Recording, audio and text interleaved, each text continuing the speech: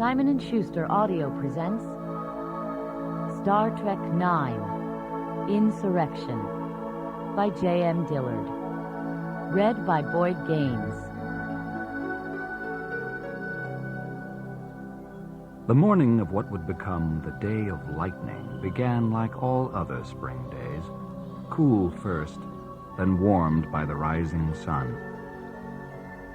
Anij paused in her walking to gaze up at the mountains, stark and serene against a cloudless sky. They were as timeless as the sunlight, warm upon her homespun-clad shoulders. She had walked this particular path into town every day for the past, how many mornings? Always, she told herself. Forever. Forever the Baku had lived here. Forever they had enjoyed the wealth of the fertile valley. Even when the rains came, they were gentle, perfect. And every morning the intense beauty of her world startled her afresh and filled her with joy. On a nearby farm, a group of children were clearly on the prowl for something hidden. Two of the boys were scanning the hay-strewn troughs. Anij's faint smile turned to a wide grin as small shoulders, elbows, knees, and finally an entire body erupted from the haystack in a flurry of airborne straw. This was her youngest friend, the 12-year-old Artem. His mother, Burrell, had been a dear friend too, and upon her tragic early passing, Anij came to serve as a foster aunt. Artem scrambled past the reach of his pursuers and up the trail that led into the rocky foothills, while Anij continued her journey into the village. And there, Sojef, Artem's father, would be waiting, always and forever, with a question in his eyes, and Anij with the same answer in hers. Not yet. Not yet. She had always thought her answer was based on purely solid reasoning, that she was still young, and Sojef too, that there was still time for such commitments for children. True, he was a good man, leader of the entire Baku community, 600 now, and growing slowly again after so many were lost during the time of sorrows. She knew, also from the now departed Burrell, that Sojef had been the most devoted of husbands, the gentlest of lovers. A year after Burrell's death, on his son's first birthday, Sojef had professed his love to Anij, had asked her to commit to a permanent partnership. Forever, he had said. Forever, Anij knew, was a very, very long time. Even so, she did not say no.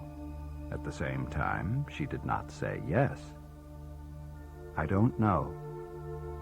Give me time, Sojef, give me time. Time to accept that she would wed not out of passion, but friendship. Sojef had given her time, of course. He was Baku, too mature and intelligent to let something as foolish as his emotions cloud his judgment. And so he and Artem remained her friends, visiting daily. It was understood in the village that perhaps someday they would announce a formal commitment.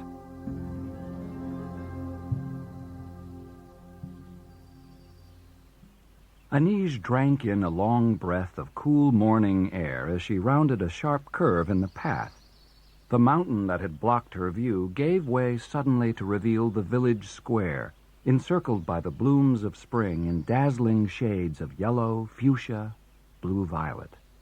No matter how many times she saw that particular view, she always experienced pleasure. How many springs had she experienced? Many, so many.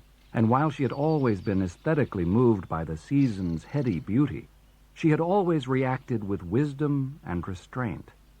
Only the youngest, most spoiled children indulged their emotions freely. This spring was different. Or perhaps it was she, Anij, who had somehow changed, grown tired of denying her feelings in favor of responsibility. The night before, she had dreamed a foolish dream, that she was free of all commitments, that she flew like a bird from the village and found her heart's desire in an offlander, a stranger whose face she could not clearly see, but whose strong arms held her firmly, whose whisper evoked in her an intensity of physical craving and emotion she had never before experienced. She had wakened with a cry of disappointment at finding herself in her own bed alone. Even now, gazing upon the village nestled against the mountain sky and quicksilver river, she felt a pang of yearning. It followed her across the wildflower-filled meadow, past the pond into the village square, as she reasoned with it silently. "You are a fool, Anise, to think such thoughts. You know how craven, how immoral offlanders are. How could you even dream of loving one, even dream of giving up this?" And the beauty and serenity of the valley soothed her as it always did. By the time she greeted her first fellow villager, her smile was once again genuine. This was the place she belonged, had always belonged, and the joy of being here far outweighed any childish cravings for true passion.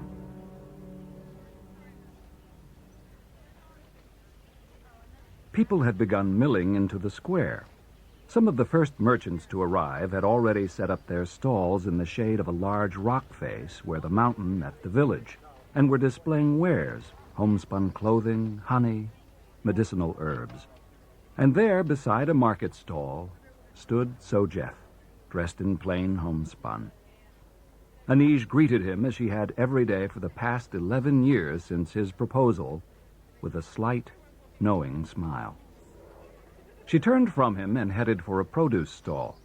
The vendor sliced a dripping square of flesh off the season's first majra fruit and passed it to Anise, who took a grateful bite and winced with pleasure at the tartness, a sudden shudder passing through her.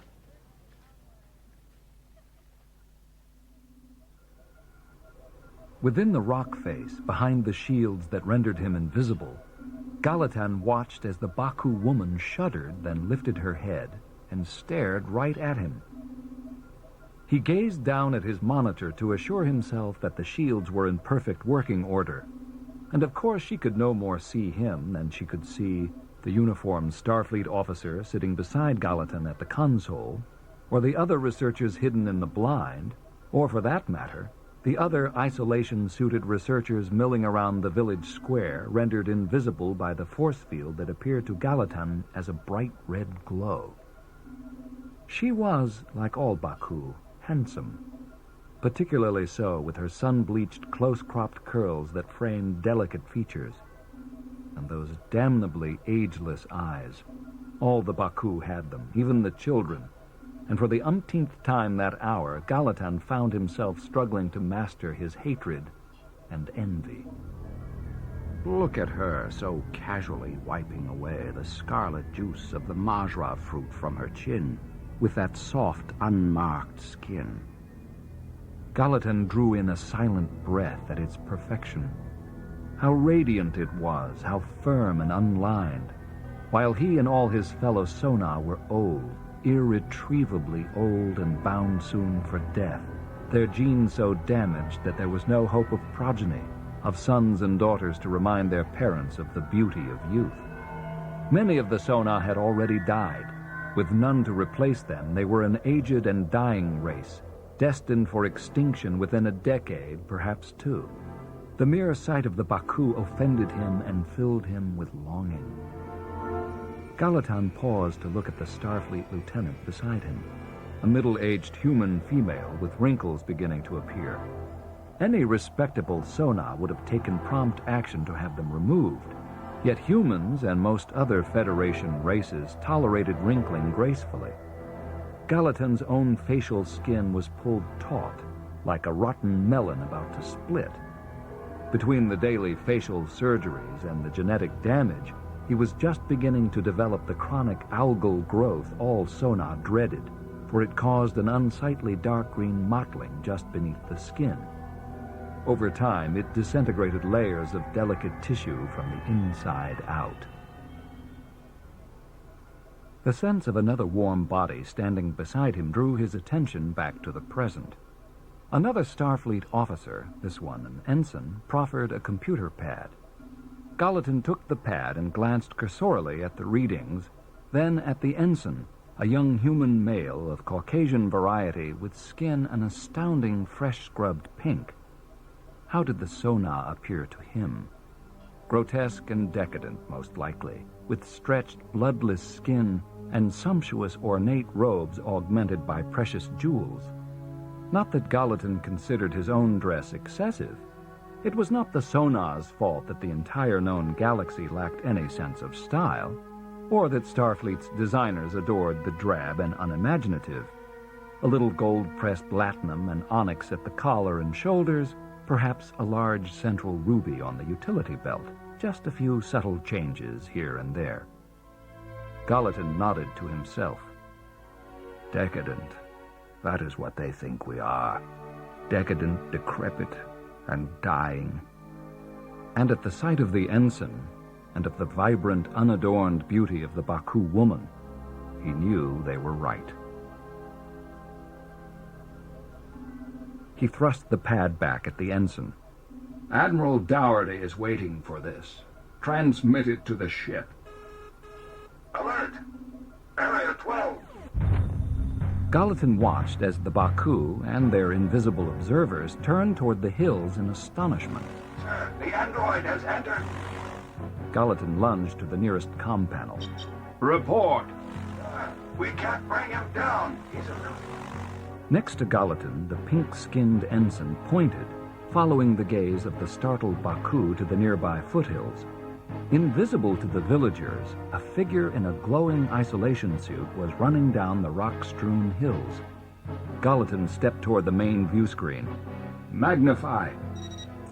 The image bloomed abruptly, enlarging to reveal the foothills with such detail that Gallatin might have been there beside the fleeing figure as it scrambled down the steep hillside toward the village, preceded and followed by a small avalanche of stones and sand and dust. Two other glowing figures, Sona from their posture and movements, armed with plasma weapons, gave chase. Alongside them ran a group of Baku children, clearly terrified by the blast and entirely unaware that their path kept them in the midst of the invisible runners. Gallatin realized that something horrible had happened, something that threatened the entire mission here. Gallatin knew that the first runner was Starfleet, and those following, Sona. One of the Sona guards lifted his plasma weapon and took aim at the fleeing figure. On one of the comm panels that still showed the village square, the curly-haired Baku woman was indignant. What is it? What's happening? Gallatin remembered suddenly. Your name is Anij, and of them all you are the most fearless. Gallatin's worst fears had come true. A Starfleet intruder had made an unfortunate discovery. But if he permitted his people to kill a Starfleet officer here in front of all these Starfleet scientists... He shouted at the comm to the Sona guards. Hold your fire! With a single look, he conveyed an order to the Starfleet lieutenant seated beside him. She knew immediately what he meant and touched a control.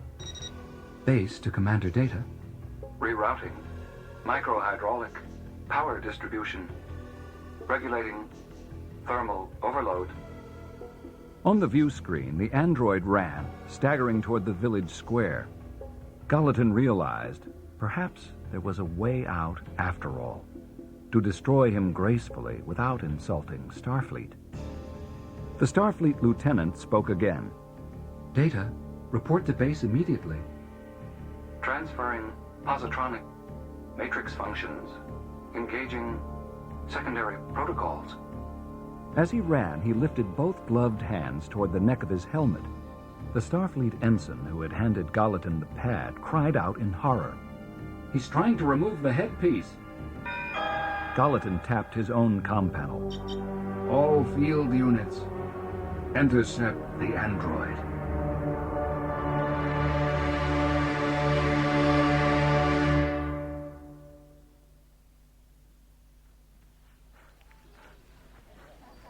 The boy Artem ran gasping through the village in search of his father Sojeff. At last he found him directing others away from the approaching disturbance. There were no answers to be found in Sojeff's expression. There was panic in the way he roughly grabbed Artem and held him tightly. He directed his people toward the meeting hall. Get inside. Find shelter. From behind them, it was as if someone had just plummeted into the pond. Artem wriggled in his father's grasp and broke free, turning to witness the most impossible sight of all. The floating head and neck of a man barely more than an arm's length away. But not a man, at least not Baku. His skin was pale, shimmering gold, except for a deep, ugly wound across his neck. His eyes were bright, and they stared directly at Artem. Ah! The boy leaped backwards, falling to the ground even as he struggled to turn and flee. His father seized his arm and pulled him away just as the ghost's head spoke. Secondary protocols active. The head grimaced, as if fighting off invisible enemies. There was a flash of red, then the abrupt appearance of another man suspended in the air beside the golden head. This second one was also clearly an offlander, but his tight, mask-like face was mottled with ugly green sores.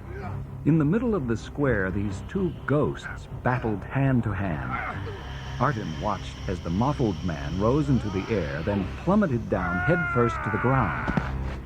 The first offlander parted the air as if it had been a cloak wrapped about him and stepped forth from it. In one swift, smooth move, he took the lightning weapon from the unconscious man's hands. The golden man turned the weapon toward the bare rock face and fired. Something within the stone itself sputtered. The rock face shimmered as if made of moonbeams, then faded away to reveal a sight more impossible than any other Artem had yet seen. In place of the rock was a small building sculpted from the stone, the front of which was entirely glass. And in the building were low black tables on which sat strange metal devices. Hiding behind them were people, most of whom had apparently ducked for cover. As Artem and the rest of the astounded Baku watched, those people rose slowly, sheepishly to their feet. Another mottled one, apparently a leader, was dressed in garish purple and green robes, bejeweled with glittering gems and gold. Beside him stood a brown-skinned woman in a jumpsuit. Artem turned to see more offlanders there.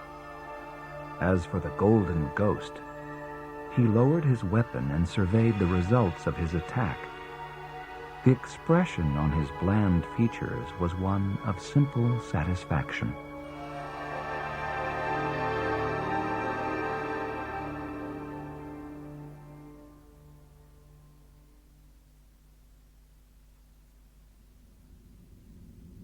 In the captain's quarters aboard the USS Enterprise, Picard let go a sigh of disgust as his 10th attempt to fasten the high, tight-fitting collar of his dress uniform failed. Immediately, Beverly Crusher turned toward him, caught both sides of the recalcitrant collar with her thumbs, and gave it a yank that forced even more air out of the captain's lungs. Beside them, Troy paused to glance up from her pad, but wisely chose not to smile. Beverly suddenly clicked her tongue in disgust. You either need a new uniform or a new neck. Meanwhile, Troy continued the briefing. The people are known as the Evora. Population 300 million. Dapper in formal dress with a freshly trimmed beard, Will Riker entered the room. Our guests have arrived and are eating the floral arrangements on the banquet tables.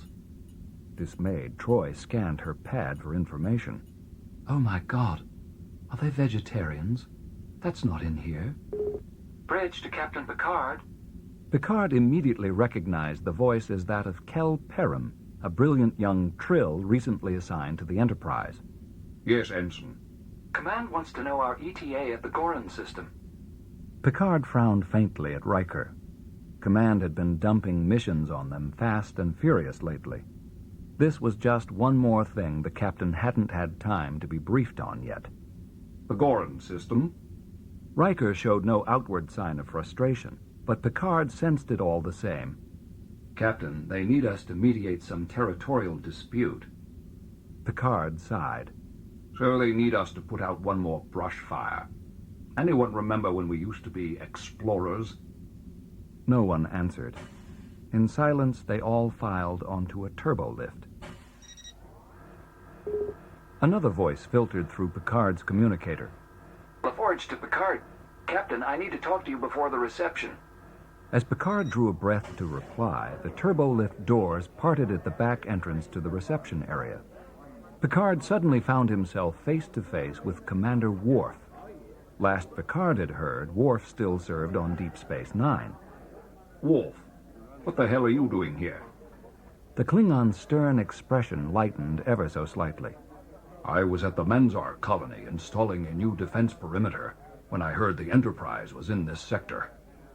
Mr. Worf, I have a few ideas I'd like to discuss about Manzar security. The Klingon nodded and excused himself. As Picard entered the banquet area, the crowd of Starfleet officers moved aside to give the captain's party access to the small Evora delegation. Picard's diplomatic smile faltered. There had been nothing in Troy's briefing to suggest that the Evora were not within physical parameters suited to a humanoid-fitted ship. The top of Regent Cusar's head, adornments included, barely came to the captain's waist. Troy recovered smoothly and with perfect graciousness bowed to the delegation. Regent Cusar, it is my honor to present to you the captain of the Enterprise, Jean-Luc Picard. If Cusar felt any discomfort due to her diminutive size, she hid it well. Geordi LaForge walked over to the captain and interrupted. Excuse me, sir. Admiral Doherty's aboard a Sona ship in Sector 441. He's requesting Data's schematics. Picard sensed something wrong. Data should have been back by now. They were only scheduled to observe the Baku village for a week. Set up a secured comm link to the Admiral in the anteroom. LaForge moved off to comply.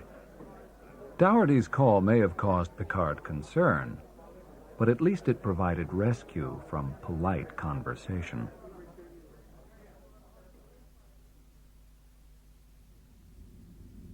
Before the screen of the console, Picard and Geordi LaForge listened to Admiral Dougherty. He's not acknowledging any Starfleet protocols, not responding to any of our hails. Matthew Dougherty was aged 69, silver-haired, lean, tanned. Conversation with him was always a delight, until last year when his wife Madeline had passed away. Picard recalled that Dougherty had taken her death hard. He seemed recovered now, but sorrow had definitely aged him. They spoke of Data, who, according to Sona witnesses, had gone berserk and started firing at shielded cultural observers. Picard asked of Dougherty. You have no idea what precipitated his behavior? Dougherty shook his head. And now he's holding our people hostage down there. If what Dougherty was saying were true, then surely Data had suffered some sort of physical trauma. The Enterprise can be at your position in 2 days, Admiral. That's not a good idea, Captain. Your ship hasn't been fitted for this region. There are environmental concerns. They're calling this whole area the Briar Patch. Just get me Data's schematics. I'll keep you informed. Dougherty out. Picard turned from the screen to LaForge. His emotion chip? The engineer shook his head. Didn't take it with him. Picard paused. Send the Admiral Data's schematics. LaForge nodded. Picard knew there was no time to head for the Briar Patch, of course, but it was time to prioritize, and he knew with illogical certainty that whatever was happening in the Briar Patch with the Baku mission and to Data took precedence over all. Picard looked over his shoulder and called to a young Bajoran male to enter. Report to the galley and tell the chef to skip the fish course. Picard turned back to LaForge. I want our guests to depart as quickly as etiquette allows. I'll ask Worf to delay his return to Deep Space Nine so he can join us. We're going to stop by Sector 441 on our way to the Goran system. LaForge caught on immediately and flashed a small but brilliant smile before leaving.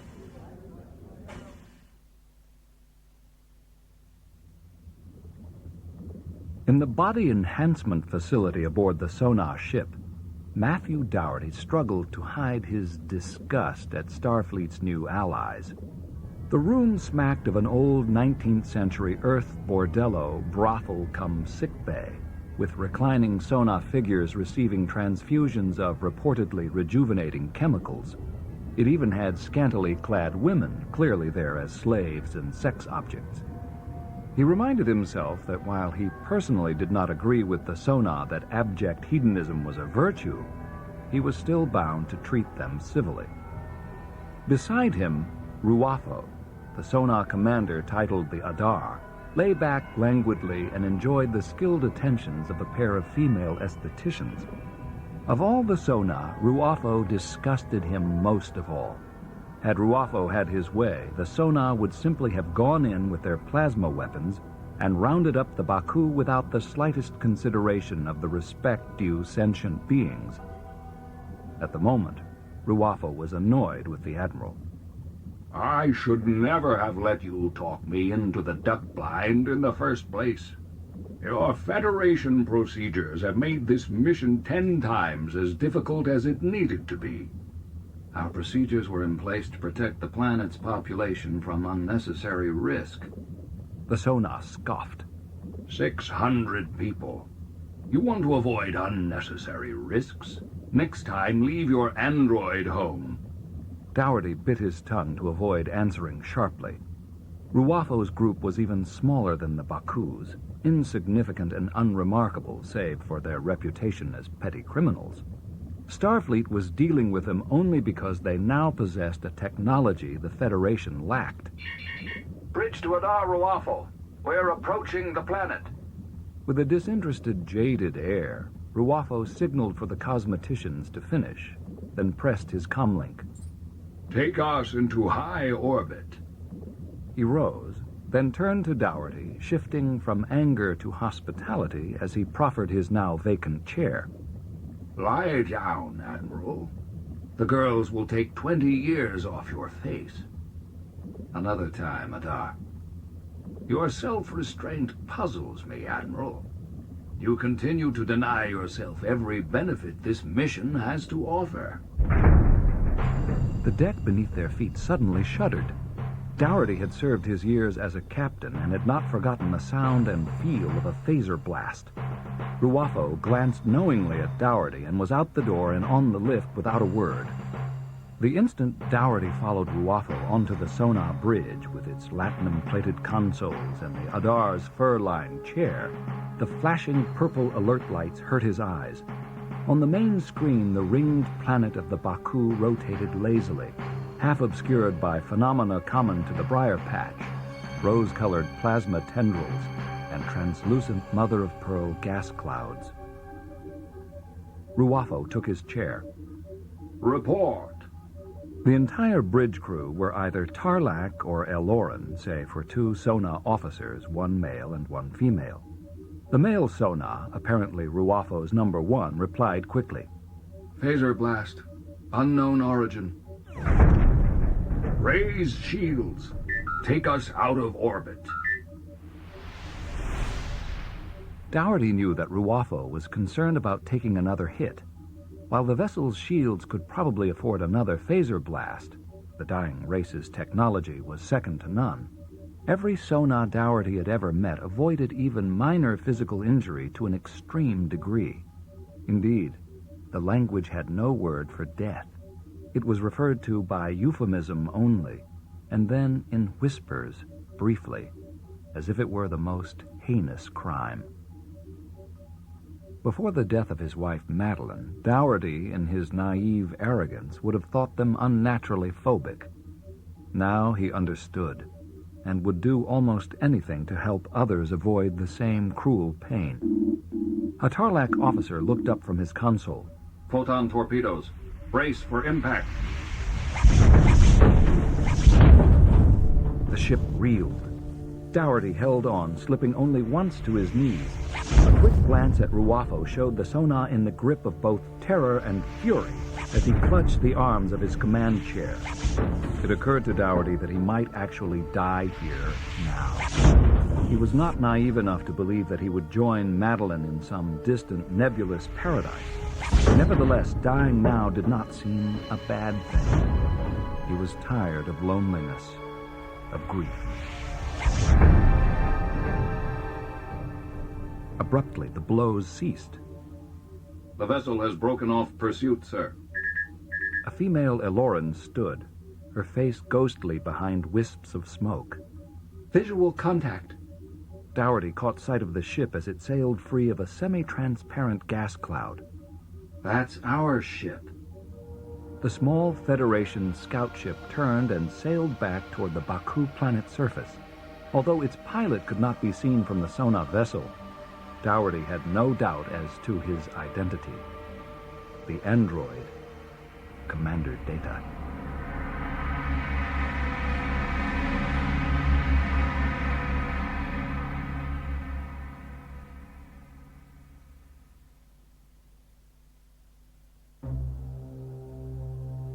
On the Enterprise bridge, the view screen showed the Briar Patch glowing with the incandescence of 1,000 Terran sunsets. Glittering serpentine coils of plasma snaked languidly through pearlescent clouds of gas, dust, and rubble, the legacy of long-dead stars. At the same time that Picard appreciated its beauty, he cursed its treachery. Once within its grasp, the Enterprise would be hobbled, cut off from all outside contact. As Picard stepped off the lift with Riker at his side, he noted with a sense of nostalgia the presence of Worf at Tactical. Troy and LaForge were waiting at their respective stations of command and ops. The new Trill ensign, Kel Perham, sat at Con. LaForge turned from his post. We're about to lose communications with Starfleet, Captain. Picard acknowledged him with a look. Then, accompanied by Riker, he moved over to the command station and addressed the seated Counselor Troy. Do you have everything you need from command? Troy nodded. We've downloaded all the files on the duck-blind mission and the sonar. Picard drew Riker into the conversation. You have 2 days to become experts. Picard turned toward Worf. Mr. Worf, our job will be to find a plan to safely capture Data. In response, the Klingon held up a tricorder. I've already had Commander LaForge modify a tricorder with one of Data's actuation servos. Its operational range is only 4 meters, but it will shut him down. Picard smiled. It's good to have you back, Worf. He turned to Perham. Slow to 1/3. Take us into the Briar Patch.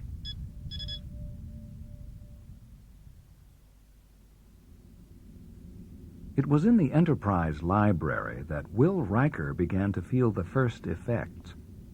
He and Deanna Troi were sitting at parallel stations in an area where several other silent researchers were working.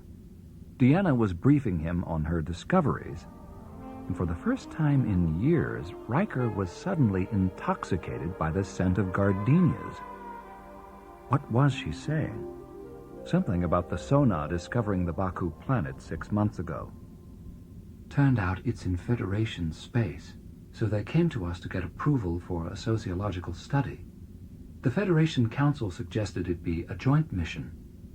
Riker managed to shake off the effect of the perfume. Why was Data assigned? Environmental concerns. An android could be safely exposed to the elements during the installation of a duck blind. Riker huddled closer to her. I don't see anything to suggest the Sona have any interest in sociology. What are they interested in? He grinned at his monitor. Wine, women, and song. Deanna sniffed primly. You should feel right at home with them. Riker read from his own screen. Collectors of precious metals, jewels. Deanna purred teasingly. I should feel right at home with them. You're in luck, Deanna. They use alien women as indentured servants. A half-century ago, they conquered 2 primitive races, the Tarlac and the Allura, and then integrated them into their culture as a labor class. He inclined his head toward his monitor. Look at this. The Sona ships are rumored to be equipped with isolytic subspace weapons outlawed by the Second Khitomer Accord.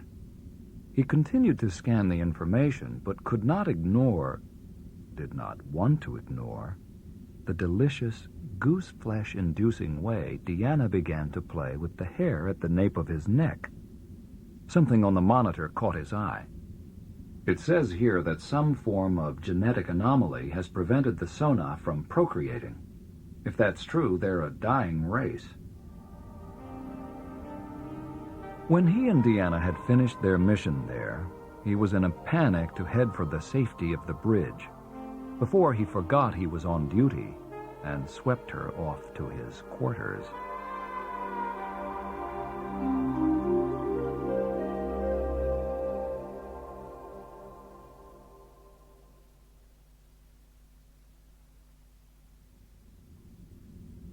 In the secure darkness of his Enterprise guest quarters, Worf dreamed he wrestled a young male koala beast.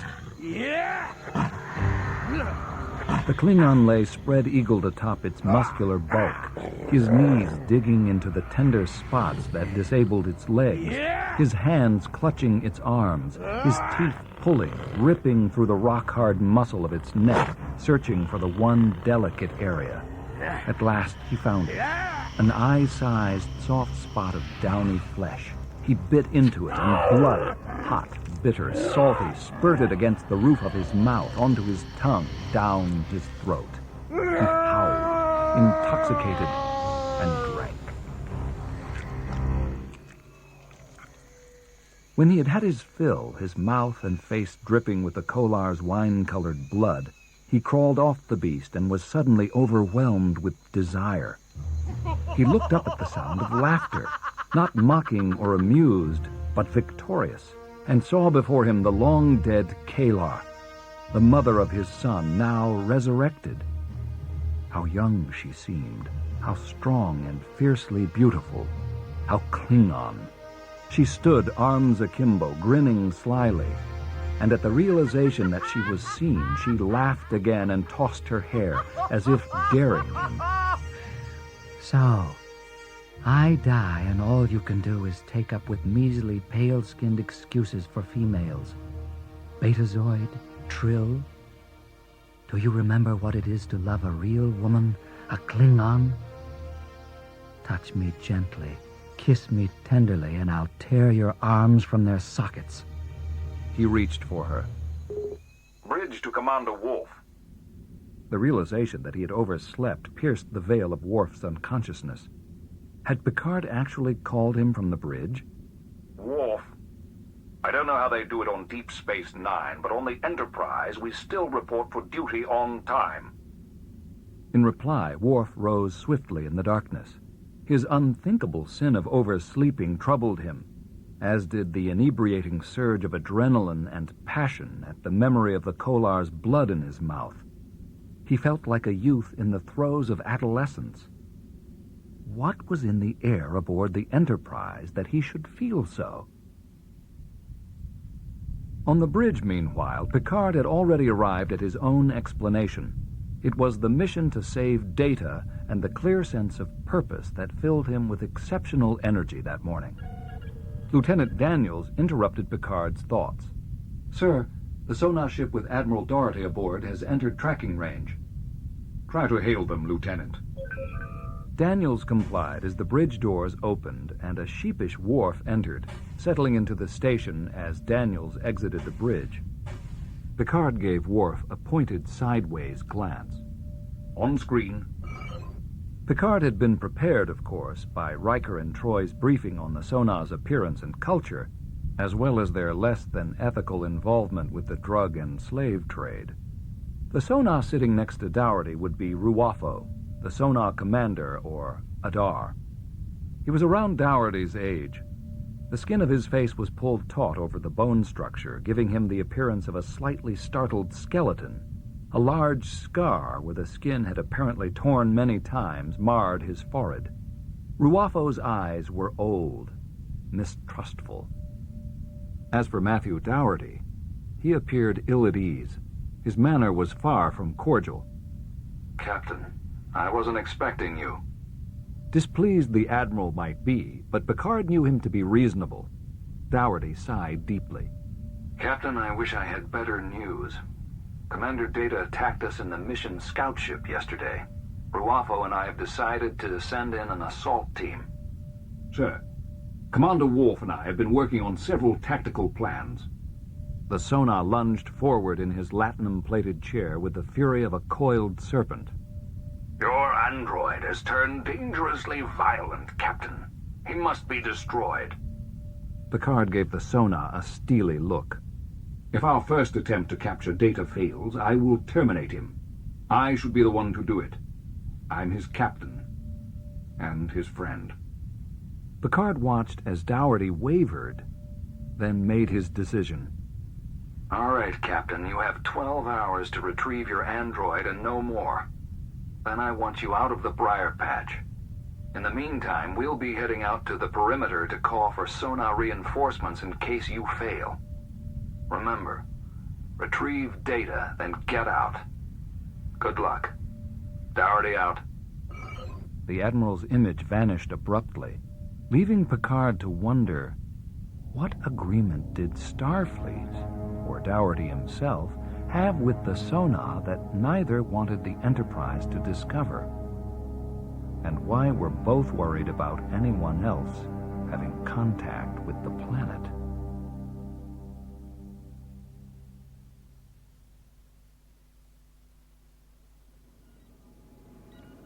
On the shuttlecraft view screen, the marbled blue Baku planet rotated lazily inside its gleaming rings. Beside Picard in the co-pilot's chair, Worf squinted at his readouts.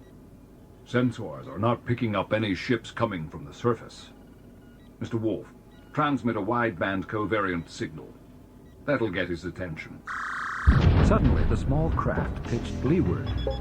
Picard worked the controls, and the shuttle climbed sharply, evading another phaser blast which lit up the view screen. Mr. Worf, open all frequencies. Data, this is Captain Picard. Please acknowledge. On the sensors, a Federation scout vessel appeared, firing continuously as it slipped free from a gas cloud. Picard maneuvered wildly, too erratically for a logical android mind to predict. In the midst of it, Worf, looking somewhat green, interrupted.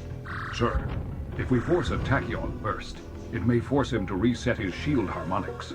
When he does, we could beam him out. Make it so, Mr. Worf. The Klingon worked a few controls at tactical. Correct hit. He's resetting his shield harmonics. Picard turned toward the small transporter pad. The transport was unsuccessful. Worf frowned at his panel. He's activated a transport inhibitor. Picard pulled yet another evasive maneuver. He can fly a ship. He anticipates tactical strategies. His brain is obviously functioning. We've seen how he responds to threats. I wonder how he'd respond to... He turned excitedly to the Klingon. Do you know Gilbert and Sullivan? Worf blinked. No, sir. I haven't had a chance to meet all the new crew members. They're composers, Worf, from the 19th century. Data was rehearsing a part in HMS Pinafore before he left. A British star is a soaring soul, as free And as over a the comlink, mountain much to the captain's bird. gratification, His another energetic voice fist joined will in, be ready to Data's. resist Together he and Picard for finished the your chorus, word. and from the comm, Data continued singing. The captain grinned and told Worf. Prepare the docking clamps. The shuttle glided beneath the scout. The Klingon rose and moved swiftly to the docking hatch. In the instant that Worf blew open the scout's hatch, he adjusted his modified tricorder to Data's actuation frequency, just in time to see Data turn from the scout's control panel to blankly regard his intruder. Then Data lunged with a feline ferocity and grace. Worf extended the tricorder toward the android and again pressed the control. Data sailed toward him, and in midair the android's amber eyes went abruptly dull. His body froze immobile and dropped to the floor. With a sigh of relief, Worf touched his comm badge. Captain, Commander Data is safely in custody.